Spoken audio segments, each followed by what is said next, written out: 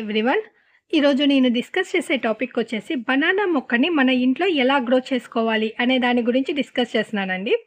Banana మొక్క మనము grow చేసుకోవాలి అంటే ఈ మొక్క యొక్క మొక్కే కావాలి. మొక్క కింద ఒక గెడ్డలాగా ఉంటుంది. ఆ గెడ్డ అనేది మనకి కావాలి. అది ఉంటేనే మొక్క బతుకుతుంది. మీకు కానీ పూజకి అలాగా తెచ్చుకొని మీరు ఇంత మొక్క ఉందంటే ఈ మొక్కలో నుంచి ఏమీ రాదు. దాని కింద ఒక గెడ్డ ఉంటుంది. అది కంప్లీట్ గెడ్డ కాకపోయినా చిన్న గెడ్డ అయినా పర్వాలేదు, మొక్క అనేది కంపల్సరీగా బతుకుతుంది.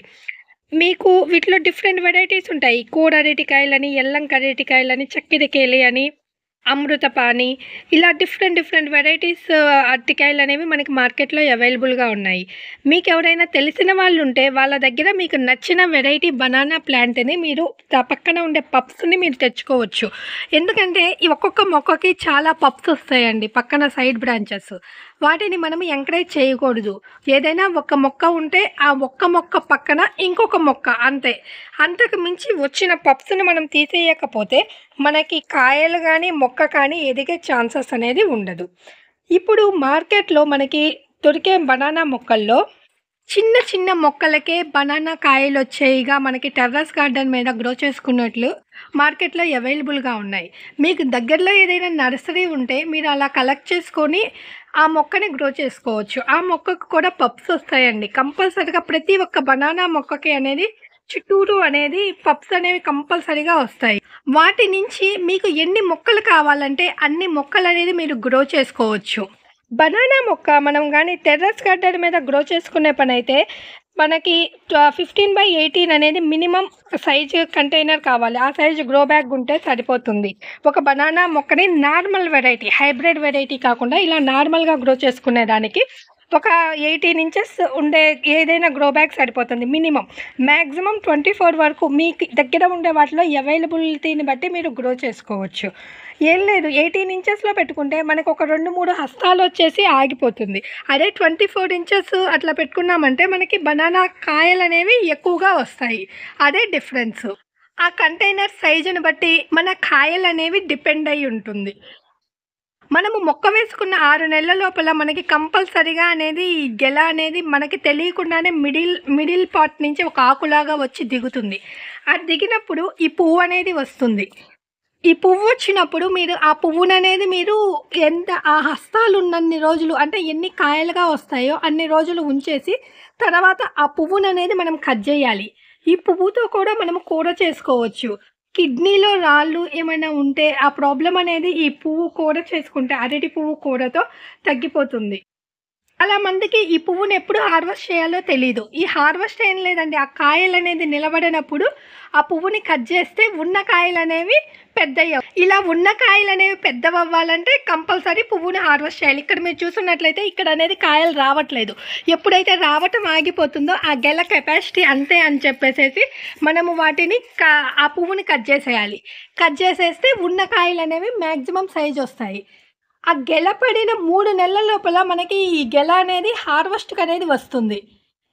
దీనికి వచ్చి పెద్ద ఫెస్ట్లు అయితే ఏమీ రావు. చాలా ఈజీగా హోమ్ గార్డెన్లో మనం గ్రో చేసుకోవచ్చు. టెర్రస్ గార్డెన్ మీద కూడా చాలా ఈజీగా గ్రో చేసుకోవచ్చు.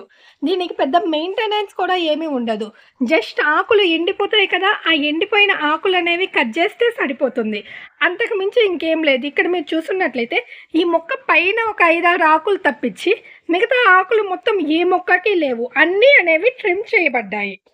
ఇలా కానీ మనము ట్రిమ్ చేస్తేనే ఆ చెట్టు అనేది ఎదుగుతుంది. మీకు వీలుంటే గెల పడినప్పుడు మనము ఒక కర్ర సపోర్ట్ ద్వారా మొక్కని కట్టుకుంటే బెటరు. లేకపోతే మొక్క ఇలాగా వంగిపోయినట్లు వస్తుంది. అంటే అరటి గెల వెయిట్కి ఇక్కడ మీరు చూస్తున్నట్లయితే ఈ మొక్క వంగి పక్క మొక్క మీదకి టచ్ అవుతున్నట్లుంది. అదే కానీ మీరు ఏదైనా కర్రతో సపోర్ట్ ఇస్తే ఆ గెల అనేది వంగే ఛాన్సెస్ ఉండదు. మొక్క స్టిఫ్గా ఉంటుంది. ఒక్కొక్కసారి మనం ఎంత కట్టినా కానీ గెల పెద్దది అయితే మొక్క అయితే బెండ్ అయితే అవుతుంది. బనానా మొక్కకి అనేది చాలా ఫుల్ సన్లైట్ కావాలి, 6 to 8 hours. ఇదేమి సెమీ షేడెడ్ ఏరియాలో గ్రో అయ్యే మొక్క కాదు. దీనికి వాటరింగ్ అనేది వాటర్ కూడా చాలా ఎక్కువ కావాలి. అండర్ వాటరింగ్ అవ్వకూడదు. అలా అని టెర్రస్ గార్డెన్ మీద అయితే డ్రైనేజ్ హోల్స్ ప్రాపర్గా ఉండాలి. ఓవర్ వాటర్, అండర్ వాటర్ అవ్వకుండా చూసుకోవాలి. చూసుకుంటే అప్పుడు ఆ కింద ఉండే గెడ్డ అనేది కుళ్ళిపోకుండా ఉంటుంది. నేల మీద మీరు గ్రో చేసుకునే పనైతే వాటరింగ్ అనేది ఎక్కువైనా కానీ నో ప్రాబ్లమ్. ఎందుకంటే అవి భూమిలోకి ఇంకిపోతాయి కాబట్టి మనకి ఇదిగోండి నేల మీద చూడండి పాదుల్లాగా కట్టుకుంటే ఆ పాదుల్లోకి అనేది వాటర్ అనేది వెళ్తుంది. టెర్రస్ గార్డెన్ మీద మనం కానీ ఈ మొక్కని గ్రో చేసుకునేటప్పుడు పాటింగ్ మిక్స్ వచ్చి మన regular potting mix kitchen wastage అంతా కింద వేసి పైన అనేది ఒక లేయర్ మట్టి వేసి మనం ఈ గెడ్డ పెట్టుకోవచ్చు. మనం రెగ్యులర్గా ఎలా పాటింగ్ మిక్స్ చేసుకుంటామో సేమ్ పాటింగ్ మిక్స్ సరిపోతుంది. దీనికంటూ సపరేట్ కేర్ ఏం పనిలేదు. కంటైనర్ గార్డెనింగ్లో మనము ఎవ్రీ 15 డేస్కి అన్ని మొక్కలకి ఎలాగ ఇస్తామో మెన్యూర్ కానీ కిచెన్ వేస్టేజ్ కానీ ఏదైనా అవైలబుల్గా ఉంటే అది ఒక పిడికెడు వేస్తే సరిపోతుంది. లిక్విడ్ ఫెర్టిలైజర్స్ కూడా అన్ని మొక్కలకి ఎలా కేర్ చేసుకుంటామో సేమ్ అలాగే కేర్ చేసుకోవాలి. ఫ్రూట్ ఫెర్మెంటెడ్ జ్యూసెస్ మనం చౌహాన్ క్యూబ్ మెథడ్లో చేసుకుంటాం కదా, అవన్నీ కూడా ఈ బనానా ప్లాంట్కి ఇవ్వచ్చు. ఒక్కసారి ఈ బనానా మొక్క మన హోమ్ గార్డెన్ కానీ టెర్రస్ గార్డెన్లో కానీ వచ్చిందంటే అవే మొక్కలుగా చుట్టూరు ఉండే బబ్స్ ద్వారా అది రిపీట్ అవుతుంది.